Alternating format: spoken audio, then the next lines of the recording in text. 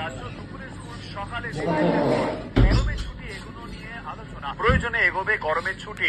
সোম এবং মঙ্গলবার আবহাওয়া দেখবে সিদ্ধান্ত জানালেন শিক্ষামন্ত্রী ব্রাত্য বসু। আমাদের দপ্তর থেকে বিভিন্ন দপ্তর, আবহাওয়া দপ্তর, ডিজাস্টার ম্যানেজমেন্ট, সমস্ত দপ্তরের সঙ্গে আমরা কমিউনিকেট করেছি। আমরা পুরো রিপোর্টটা মাননীয় মুখ্যমন্ত্রীকে জানিয়েছি। যে মূল কথা হচ্ছে যে 3 দিনের মধ্যে একটা তারা বলছেন যে অন্তত সাময়িক স্বস্তি, তার বৃষ্টিপাতের কথা আছে সোমবার থেকে। তো আমরা এই সোম মঙ্গলবার সিচুয়েশনটা একটু দেখে নিতে চাইছি।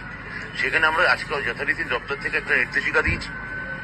এই প্রবল হিটের সঙ্গে কি করে মানিয়ে নিতে হবে, স্কুলের টাইম এগিয়ে এনেছি, যদি প্রয়োজন বুঝি। হ্যালো বন্ধুরা, আবার যে কোনো দিন তোমাদের কিন্তু বিদ্যালয়ে আবার গরমের ছুটি পড়তে পারে।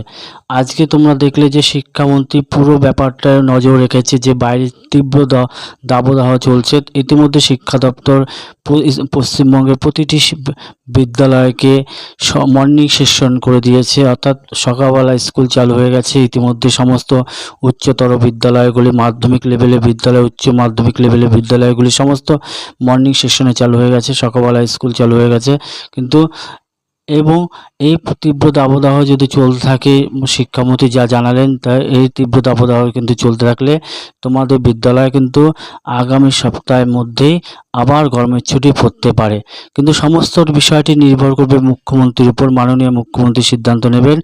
শিক্ষামন্ত্রী কিন্তু জানিয়ে দিলেন যে বিষয়টির উপর নজর রাখছে শিক্ষামন্ত্রী। বিষয়টি কিন্তু সমস্ত রিপোর্ট পাঠাবে মুখ্যমন্ত্রীর কাছে। মুখ্যমন্ত্রী বিষয়টি পর্যালোচনা করে যে স্কুল বিদ্যালয়ে ছুটি পড়বে কিনা তা জানিয়ে দেবে।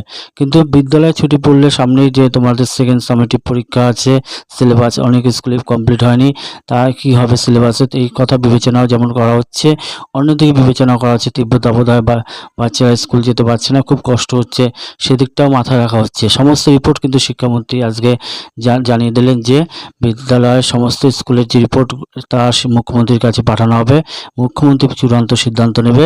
অর্থাৎ যা সূত্রের খবর, আগামী সপ্তাহের মধ্যে তোমাদের আবার বিদ্যালয়ে ছুটি হতে পারে, অর্থাৎ গ্রীষ্মের ছুটি আরও 1 সপ্তাহ বাড়তে পারে। ভিডিওটি ভালো লাগলে একটি লাইক করবে, কমেন্ট করবে, বন্ধুদের মধ্যে প্রচুর শেয়ার করবে। কোনো এই ভিডিও থেকে যদি একটু উপকার পাও, চ্যানেলটিকে সাবস্ক্রাইব করে চ্যানেলটির পাশে থাকবে, সুমিত টিউটোরিয়াল চ্যানেলটির পাশে থাকবে। আজকে পর্যন্তই। পরবর্তী কোনো নোটিফিকেশন জানলে অবশ্যই তোমাদের আবার জানিয়ে দেবো।